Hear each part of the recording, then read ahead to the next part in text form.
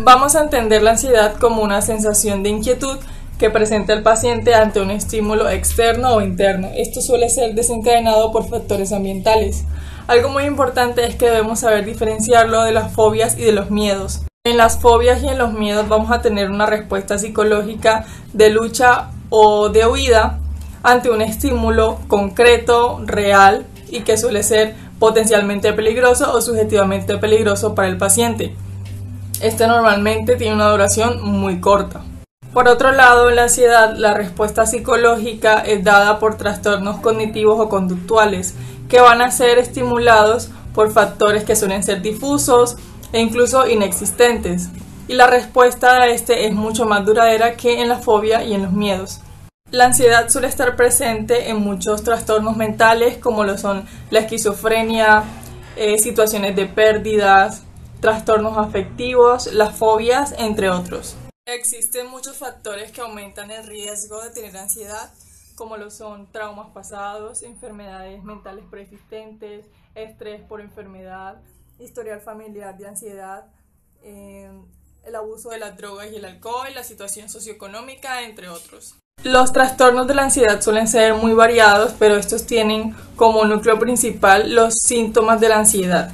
Hablando de algunos de estos trastornos, tenemos la agorafobia, que esta se presenta como la ansiedad que presenta el paciente cuando se encuentra en un lugar o en una situación que potencialmente le va a generar pánico. Esto va a hacer que el paciente no vaya a ciertos lugares o evite ciertas situaciones para evitar el pánico, y esto va a hacer que el paciente deje de ir a lugares, que esto afecte su capacidad de socializar y su capacidad incluso de realizar acciones cotidianas. Vamos a tener trastornos del pánico sin y con agorafobia. En el trastorno del pánico sin agorafobia vamos a tener un paciente que ha sufrido una crisis de angustia y posteriormente tiene una preocupación por volver a tener una crisis de angustia. Esto suele tener una duración bastante amplia, de mínimo un mes. En el trastorno del pánico con agorafobia, exactamente igual al anterior, pero en este vamos a tener síntomas clásicos de la agorafobia, como lo son la taquicardia, la sensación de disnea, la preocupación, el sudor excesivo, entre otros. El trastorno por estrés agudo, este se da en pacientes que han vivido situaciones estresantes y excepcionales, como lo pueden ser catástrofes naturales, haber participado en la guerra, sufrir una violación, entre otros. Normalmente estos pacientes tienen síntomas disociativos, como lo son el desinterés, la desrealización, la amnesia disociativa, además de síntomas de ansiedad típicos. Normalmente estos pacientes suelen sentir una gran culpa debido al episodio que sufrieron en el pasado. En el trastorno de ansiedad generalizada, la ansiedad que tiene el paciente puede ser causada principalmente por factores vitales y cotidianos, que pueden estar relacionados con la familia, con el trabajo, con el estudio, con la situación socioeconómica, con los hijos, entre otros.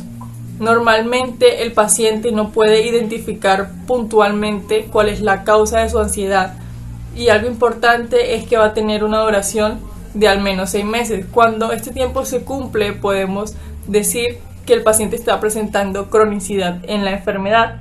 Los pacientes van a tener síntomas somáticos y síntomas específicos de la ansiedad, además de otros síntomas como lo son la inquietud, la irritabilidad, entre otros. Por último, vamos a hablar del trastorno obsesivo compulsivo. En este vamos a tener un paciente que va a tener recurrentemente pensamientos obsesivos o actos compulsivos o ambos. Los pensamientos obsesivos son pensamientos que el paciente va a percibir como desagradables, pero que aún así los va a identificar como propios y aún así va a intentar deshacerse de ellos. Por otro lado, tenemos los actos compulsivos.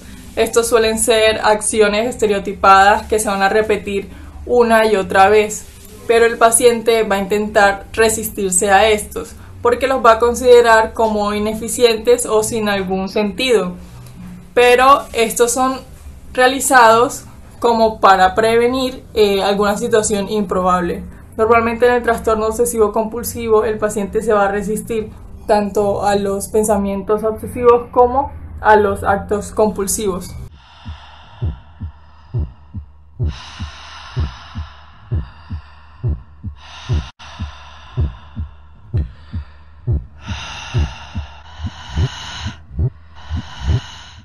Para los síntomas de ansiedad generalizada, tenemos que, según el DSM-5, tiene que ver con una preocupación o ansiedad que se presenta a eventos que aún no han sucedido.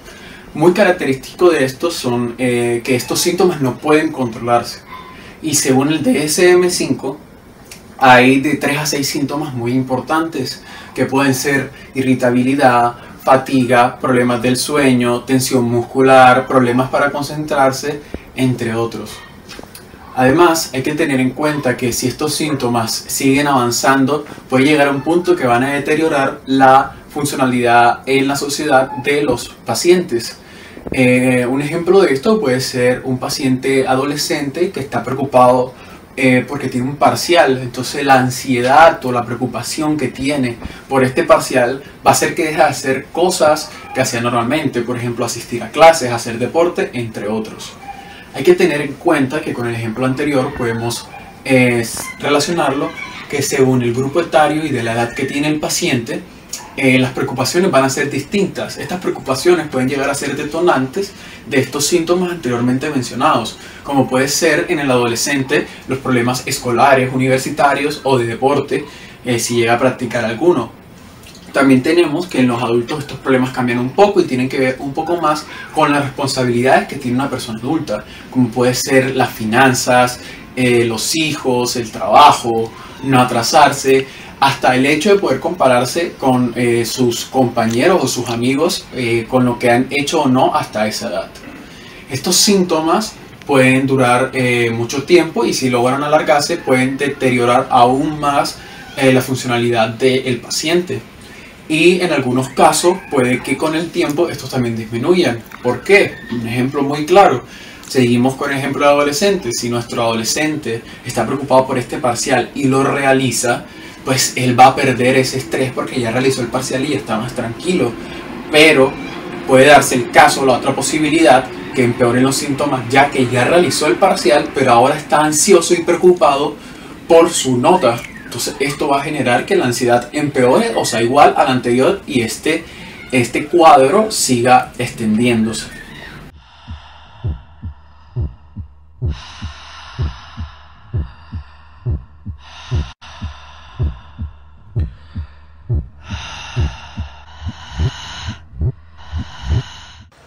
Complicaciones de la ansiedad. La ansiedad puede tener diversas complicaciones o manifestaciones, las cuales pueden ocasionar incapacidad de realizar ciertas tareas de forma rápida y eficiente a las personas, así como también puede agravar otros trastornos mentales, entre los cuales podemos destacar el abuso de sustancias psicoactivas, insomnio y el aislamiento social. Además, encontramos que la depresión puede ser un factor concomitante o desencadenante de la ansiedad, llevando así a la persona a una reducción de la calidad de su estilo de vida. Este ocasiona sentimientos de frustración, tristeza o ira y puede estar acompañada de pensamientos repetitivos de muerte o suicidio.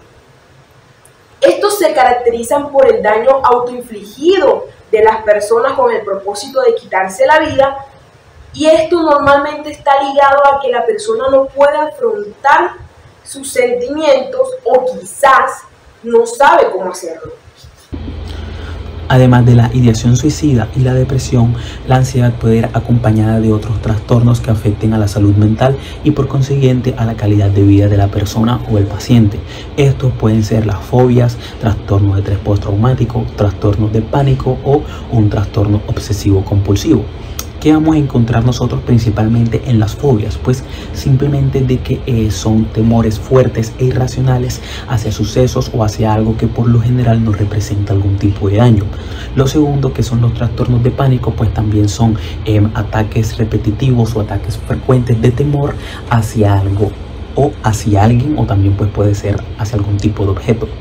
Los trastornos de estrés postraumáticos pues van derivados a digamos, sucesos que, como su nombre lo indica, han sido traumáticos para el paciente y que por lo general estos se repiten una y otra vez en la mente de la persona, disminuyendo así pues su calidad de vida.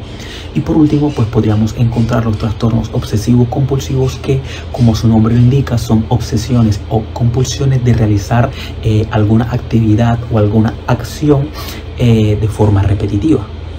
Además de los trastornos o patologías ya mencionadas, la ansiedad tiene pues su incidencia a nivel del sistema gastrointestinal, sistema inmunitario e incluso también a nivel del sistema muscular. En el sistema gastrointestinal pues nosotros vamos a encontrar de que específicamente en el hígado pues eleva los niveles de cortisol, básicamente también por el estrés que pues esa persona conlleva o lleva diariamente, y que por consiguiente puede aumentar los niveles de azúcar en sangre. Además, estos niveles de estrés pueden aumentar a su vez la contracción muscular, conllevando a los repetitivos tics. Por último, a nivel del sistema inmunitario, pues encontramos de que las personas con ansiedad se dice que pueden debilitarse, este sistema inmunitario puede debilitarse, y por consiguiente pueden ser que estas personas se enfermen con mucha mayor frecuencia.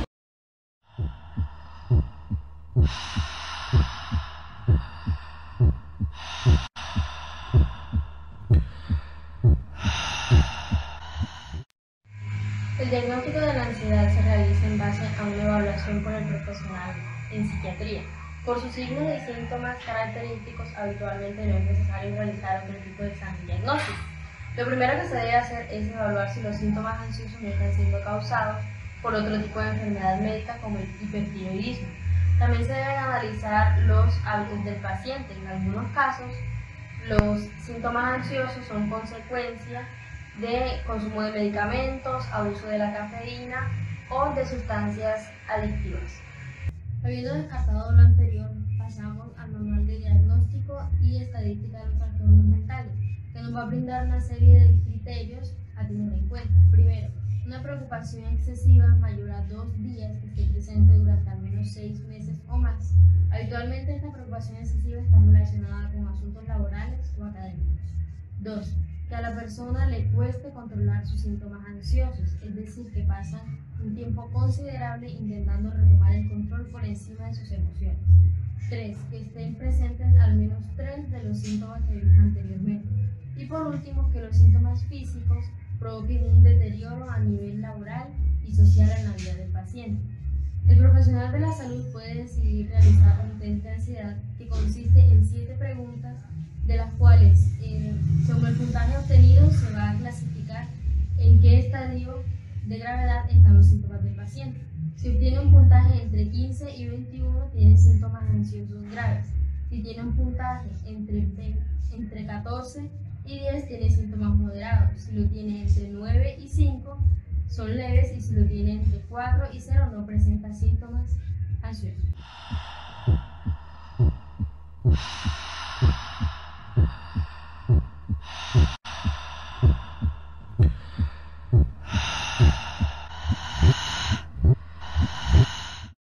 Bueno, cabe resaltar que son los profesionales de la salud los encargados principalmente de tratar aquellos trastornos de ansiedad.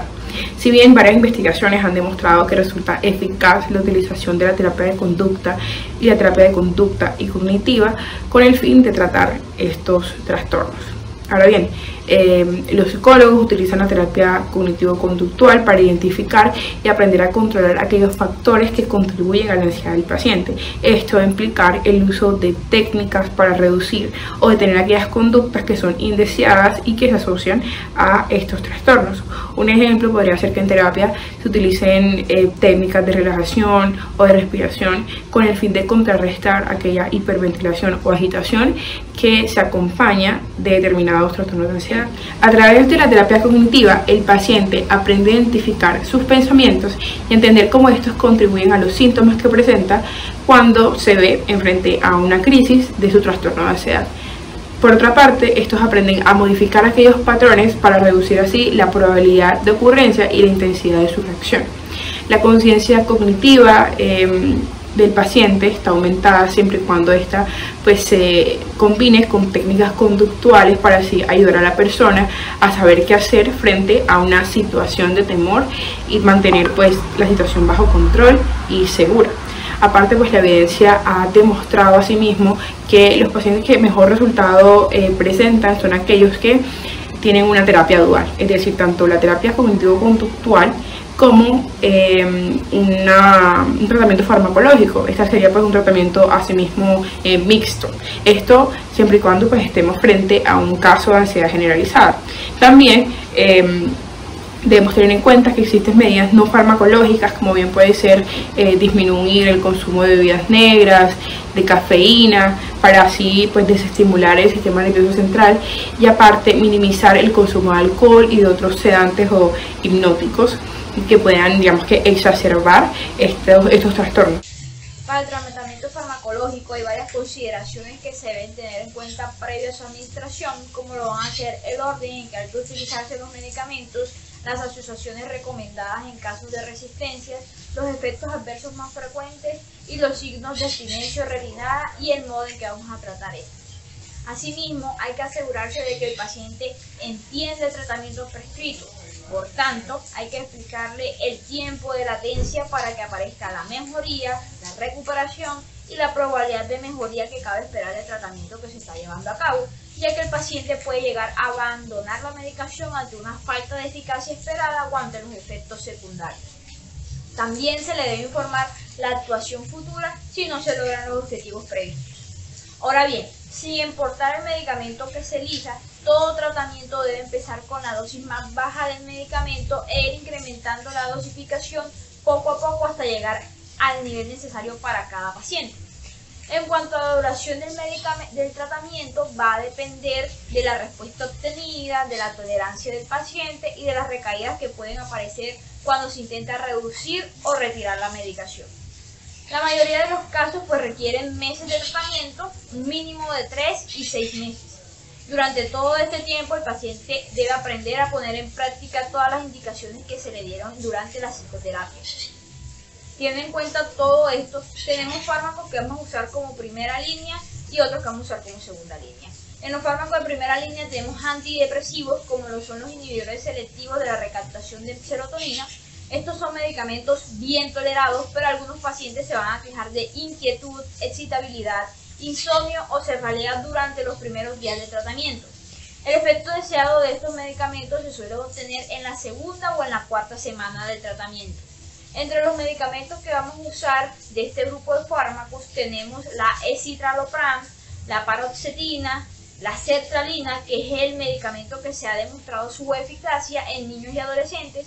También tenemos la fluoxetina y la fluoxamina. Otro de los grupos de fármacos que son antidepresivos y que usamos como primera línea, tenemos los inhibidores de la recaptación de serotonina y noradrenalina. Los efectos adversos van a ser similares a los inhibidores de la recaptación de serotonina, y de este grupo vamos a usar a la venlafaxina, cuya eficacia se ha demostrado con su versión de liberación retardada, pero no se recomienda en pacientes con alto riesgo de arritmias cardíacas, con infartos de miocardio recientes y en pacientes hipertensos que no tengan su hipertensión controlada. Otro de los fármacos de este grupo es la duloxetina. Y en cuanto a los fármacos de segunda línea o de segunda opción, que también han demostrado su efectividad en trastornos de ansiedad, tenemos los antidepresivos tricíclicos. El problema con estos fármacos se debe a la adherencia al tratamiento, pues los efectos secundarios, como lo son boca seca, hipotensión postural, sedación, taquicardia y disfunción sexual, los hacen menos aceptables que los fármacos de primera línea. De este grupo de fármacos podemos usar la imapramina y la clomipramina. Otro de los grupos de segunda línea tenemos las benzodiazepinas. Con este grupo de fármacos existe un alto riesgo de tolerancia y dependencia si se usa como tratamiento prolongado, por tanto no se puede usar por más de 4 semanas, pero se requiere en ocasiones de tratamiento farmacológico inmediato ante una crisis de angustia. Por tanto, en estos casos se suelen usar fármacos como lo son el alprazolam, el diazepam, el lorazepam y el bromazepam.